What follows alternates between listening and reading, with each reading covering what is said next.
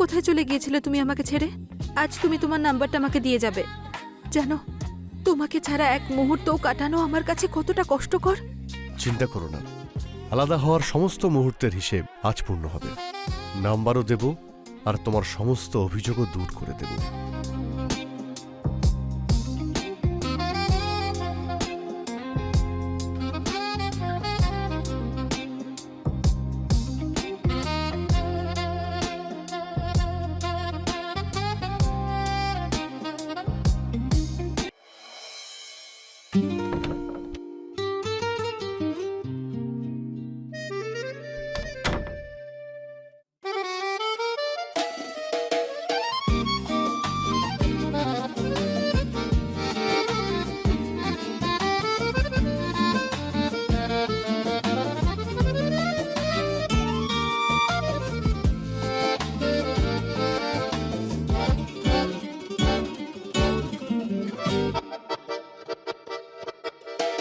কি হয়েছে? আমাকে পছন্দ হয়নি? না, ব্যাপারটা সেরকম নয়। তাহলে? আমি আমি পারবো না। তার মানে? আমি তোমাকে স্যাটিসফাই করতে পারবো না। আমার অনেক দুর্বলতা আছে। কি তোমার দুর্বলতা আছে? তাহলে তুমি আমাকে কেন বিয়ে করলে? আমি তো করতেই চাইছিলাম না, কিন্তু বাড়ির লোকের আমার কথাই শোনো না। কেন শুনবে? তুমি হয়তো বলোইনি যে তুমি নপুংসক। অদ্ভুত ব্যাপার তো, বাড়িতে এইসব কথা বললে আমার কি সম্মান থাকতো? তুমি আর তোমার 2 পয়সার সম্মান। তুমি একবারও আমার কথাটা ভাবলে না যে আমি কি করে থাকবো? ভেবেছিলাম এই অতৃপ্ত আত্মার সঙ্গে এই বাড়িতে আমি কি করে থাকবো। তাই তোমার এই অতৃপ্তি শেষ করার জন্য আমি ব্যবস্থা করে ফেলেছি। প্রতাপ,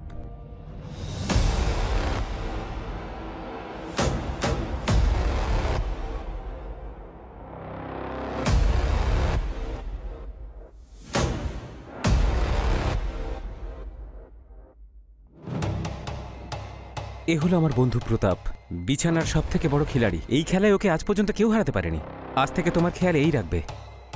have fun, all the best.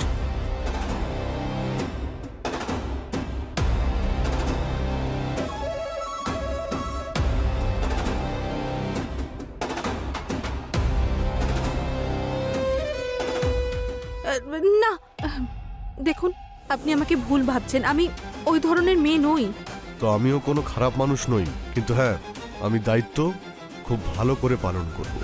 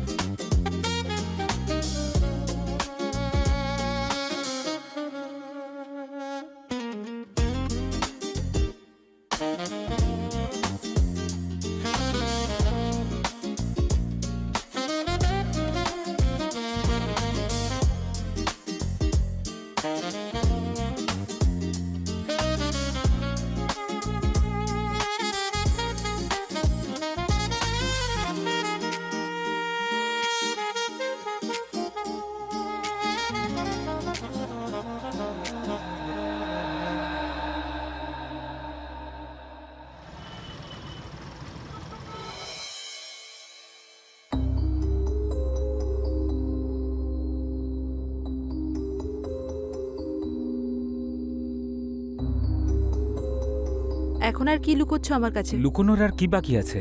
তোমাকে খুব অধৈর্য দেখাচ্ছে যে। প্রতাপ আসেনি সেই জন্য তো? সব বুঝতে পারি আমি।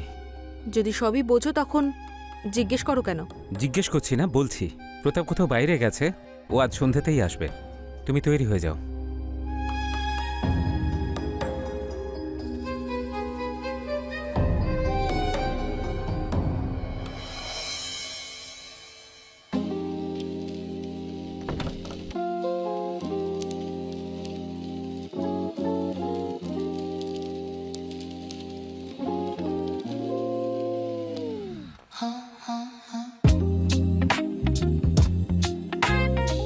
কোথায় কোথায় চলে গিয়েছিলে তুমি আমাকে ছেড়ে? আজ তুমি তোমার নাম্বারটা আমাকে দিয়ে যাবে। জানো, তোমাকে ছাড়া এক মুহূর্তও কাটানো আমার কাছে কতটা কষ্টকর। চিন্তা করো না, আলাদা হওয়ার সমস্ত মুহূর্তের হিসেব আজ পূর্ণ হবে। নাম্বারও দেব আর তোমার সমস্ত অভিযোগও দূর করে দেব।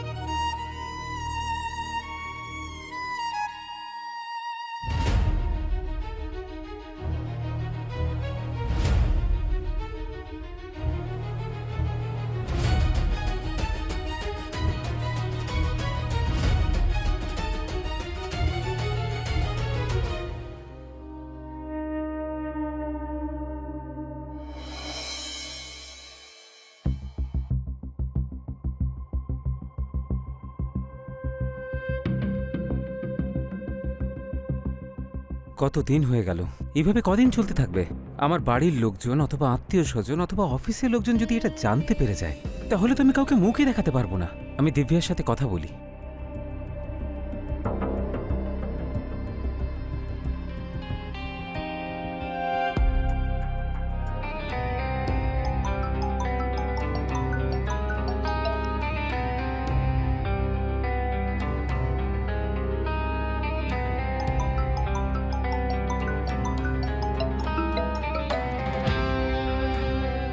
প্রতাপ, কোথায় তুমি? আমি একটু সমস্যায় আছি, তুমি প্লিজ এক্ষুনি বাড়ি এসো, তোমার সঙ্গে কথা আছে। আরে এমন কি হলো আবার? বলো না, তুমি কি বলবে? ওফো, আমি তোমাকে ফোনে সব বলতে পারবো না। আরে এমন কি কথা যা তুমি ফোনে বলতে পারবে না? প্রতাপ, আমি প্রেগনেন্ট। প্রেগনেন্ট? হ্যাঁ। আচ্ছা ঠিক আছে, আমি এখন একটু কাজ করছি, রাতে বাড়ি ফিরছি, তারপর কথা বলবো।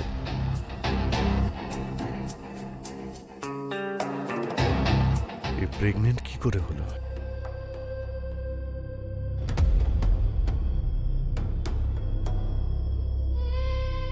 তুমি এত চিন্তিত কেন? ভালোই তো হয়েছে। তাহলে তুমি সব কথা শুনেছো? দেখো দিব্যা, তাড়াহুড়ো করো না, কাউকে তো কিছু বলার দরকারই নেই। এই বাচ্চাটাকে আমরা পালন করব, ও আমাদের দুজনের হবে। প্রতাপকে কেন কল করছো? ওর নিজের জীবন আছে তো। প্রতাপ এই সন্তানের বাবা। তাহলে এখন ওই বাচ্চার বাবা আমি।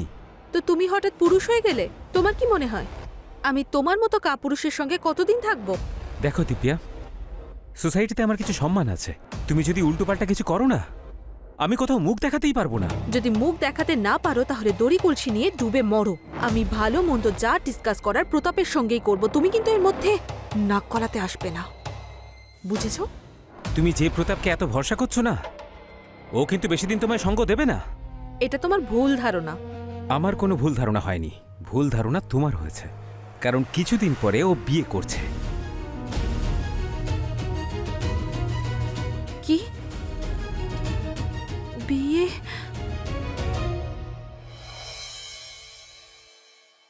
এক্সকিউজ মি, আপনি কে? আমি প্রতাপের সঙ্গে দেখা করব। প্রতাপ স্যার এখন উপরে আছেন, আপনি 2 মিনিট নিচে বসুন, উনি আসছেন।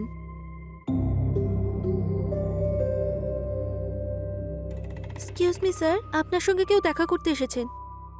সেন্ডার।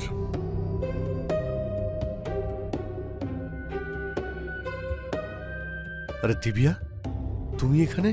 অভিনন্দন, শুনলাম তুমি নাকি বিয়ে করছো। এ কথা তোমাকে কে বললো? ওই তোমার বন্ধুই। আর তাছাড়া সত্যি তো আর বেশি দিন লুকোনো থাকে না। আরে দিব্যা, বাড়ির লোকেরা বারবার বলছিল বিয়ে করে নে, বিয়ে করে নে। ওদের বারবার কি করে বারণ করতাম? যদি বিয়ে করতেই হয় তাহলে আমাকে করো। তোমাকে? কিন্তু তুমি তো নবীনের স্ত্রী। নবীনের স্ত্রী? ওই কাপুরুষটা স্ত্রী? তুমি আমাকে বিয়ে করে নাও না, আমি ওকে ডিভোর্স দিয়ে দেব। প্রতাপ, আমি আমি তোমাকে ছাড়া থাকতে পারছি না, প্লিজ। কিন্তু কিন্তু টিন্তু কিছু জানি না। আর এটা ভুলে যেও না, আমার গর্ভে যে সন্তান আছে সে তোমার। এটা কি সত্যি? না, মিথ্যে। আমি নবীনকে দেখে কথাটা বলেছিলাম, যাতে ও আমাদের রাস্তা থেকে সরে যায়। তারপর কি বললো? কি বলবে? এক নম্বরের অপদার্থ। সেলফ রেসপেক্ট বলে তো কিছুই নেই। বলছিল যে ও প্রতাপের নয়, আমাদের সন্তান আমরাই মানুষ করব। যাকে ছাড়ো এসব। তুমি আমাকে বলো, তুমি সত্যি কি বিয়ে করছো? প্লিজ, আমি আমি তোমাকে ছাড়া থাকতে পারবো না। তাহলে আমাকে কি তোমার পছন্দ নয়? দেখো দিব্যা, তোমাকে আমি খুব পছন্দ করি, আর হয়তো আমিও তোমাকে ছাড়া থাকতে পারবো না। I love you Pratap. Pratap, I love you. আরে দিব্যা, কি করছো তুমি? কেউ দেখে ফেলবে। ঠিক আছে, তাহলে আমি পর্দা দিয়ে আসছি। এবার তো আর কেউ দেখছে না। হয়তো দেখতে পাচ্ছে না, কিন্তু শুঁকতে নিশ্চয়ই পারছে। তাহলে তুমি অন্যদের ভয় পাও? আরে ভালোবাসলে আবার ভয় কিসের?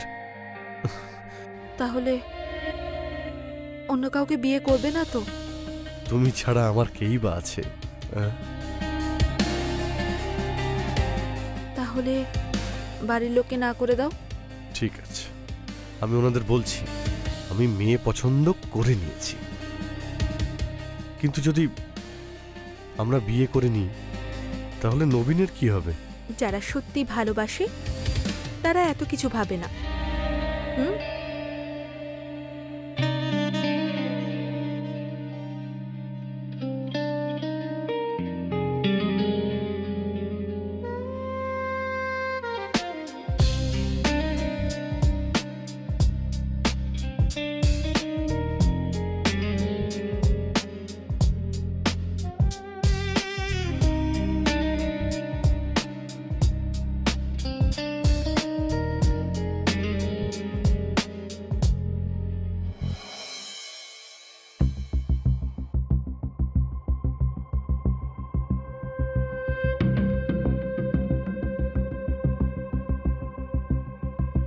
কি হচ্ছে এসব?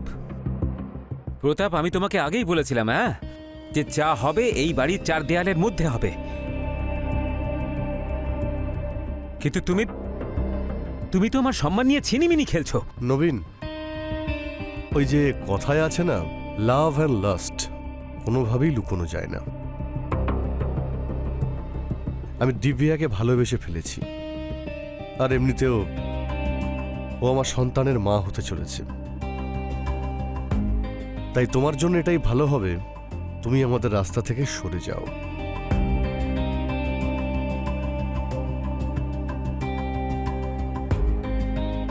এই হলো ডিভোর্সের পেপারস।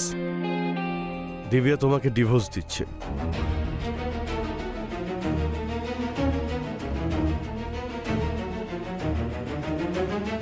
এরকম করো না, আমি তো এমনিতেই মরে যাব তাহলে।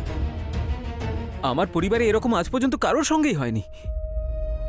লোকে আমাকে নিয়ে ঠাট্টা করবে যে আমি একটা মেয়েকে সামলাতে পারিনি। তোমার সম্মান, তোমার পরিবার আমি কিচ্ছু জানি না। তোমার সঙ্গে থাকতে আমার দম আটকে আসে।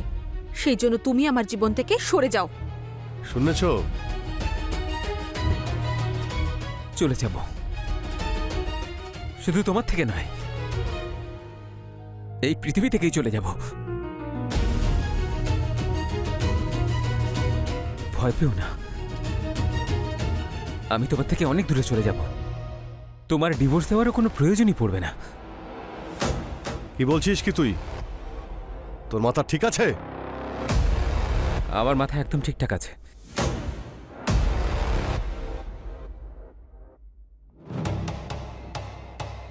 হ্যালো নীলেশ দাদা। হ্যাঁ নবীন, বলো। দিব্যা আমাকে ছেড়ে দিয়েছে দাদা, কারণ আমি ওকে স্যাটিসফাই করতে পারিনি। ও অন্য কাউকে বিয়ে করছে। আমি আর বাঁচতে চাই না।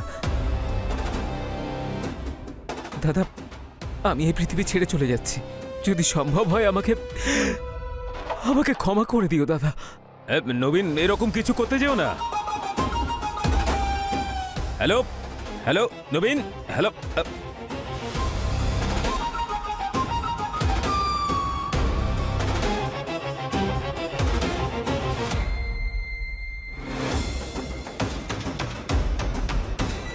আরে কিছু করে না ফেলে, চলো।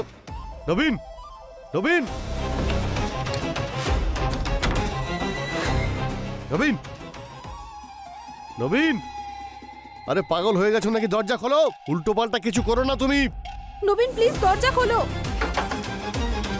খুলছে না তো দরজা। আরে ওকে আটকাতেই হবে, নাহলে আমরা দুজনে ফেঁসে যাব। নবীন, নবীন, নবীন দেখো, আমি তোমাকে ডিভোর্স দেব না, কিন্তু প্লিজ দরজাটা খোলো। নবীন দরজা খোলো। দরজা খোলো। আমার এই পৃথিবীতে আর কাউকেই ভরসা হয় না। খুশি থাকো, আমি চললাম, বাই।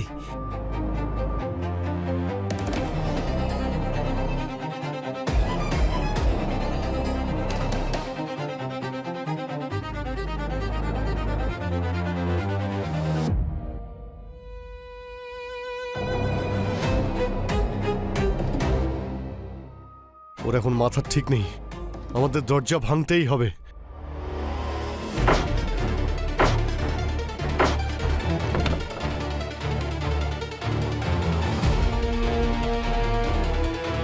নবীন,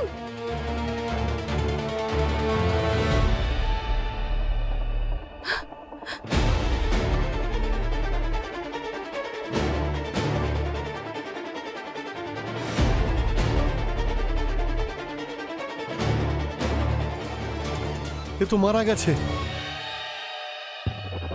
তাতে কি হয়েছে? কিন্তু একদিক থেকে দেখতে গেলে তো ভালো হয়েছে। আমাদের রাস্তার কাঁটা নিজে থেকেই সরে গেছে। আরে সেসব তো ঠিক আছে, কিন্তু লোকজন আসবে, পুলিশেরা আসবে, অনেক প্রশ্ন উঠবে। কি উত্তর দেব সবাইকে? কি বলবো?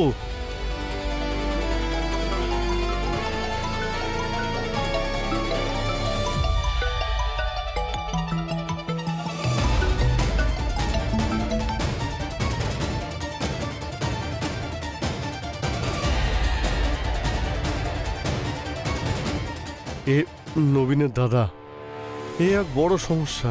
ও যতটা রাগী তার চেয়েও বেশিও ভয়ঙ্কর। ওকে কি করে বোঝাবো? বলে দেব যে মিথ্যে মিথ্যে সন্দেহ করত। তুমি চিন্তা করো না, আমি এমন অ্যাক্টিং করব যে উনি সবই বিশ্বাস করবেন। সবকিছু ম্যানেজ হয়ে যাবে, ডোন্ট ওয়ারি। আর তাছাড়া যতক্ষণ কারোর প্রাণ না চলে যায়, কেউ মরে না যায়, ততক্ষণ ভালোবাসায় মজা কোথায়? দিব্যা, আমাদের সামনে এখানে ডেড বডি পড়ে আছে, আর তুমি এখন রোম্যান্সের কথা বলছো? পুলিশকে ইনফর্ম করে দিলে ওরা লাশ নিয়ে যাবে। কিন্তু কিন্তু এই ধরনের বিভৎস ভয়ঙ্কর রাতে রোম্যান্স করার সুযোগ আর কখনো আসবে না। সেই জন্য ভেবে দেখো।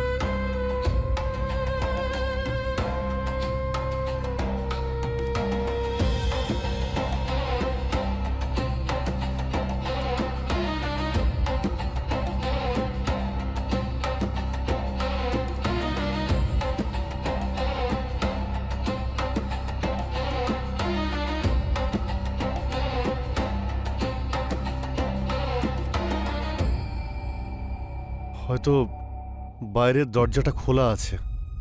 কি? যখন আমরা ওর পিছনে দৌড়ে আসি, তাড়াহুড়োতে আমরা দরজাটা খুলেই এসেছি। হ্যাঁ, ভুল হয়ে গেছে। যাও না, দরজাটা বন্ধ করে দিয়ে এসো। হ্যাঁ, আমি করছি। এবার আর দরজা বন্ধ করলে কিচ্ছু হবে না।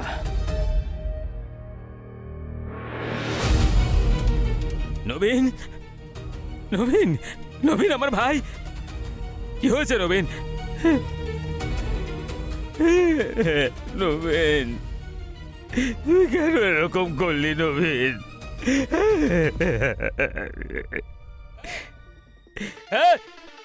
দাঁড়া, এটা সুইসাইড নয়, মার্ডার। তোরা দুজনেই মেরেছিস আমার ভাইকে। আমরা আমরা কিচ্ছু কিছুই করিনি। কিছুই করিনি আমরা।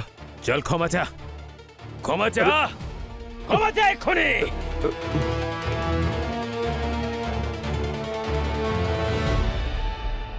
নবীন, নবীন, আমাদের ক্ষমা করে দাও। আমরা অনেক বড় ভুল করে ফেলেছি। Please please. ক্ষমা করে দাও।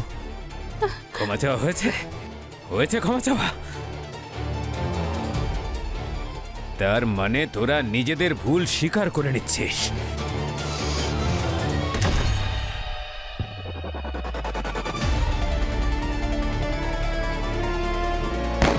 Hello, police station.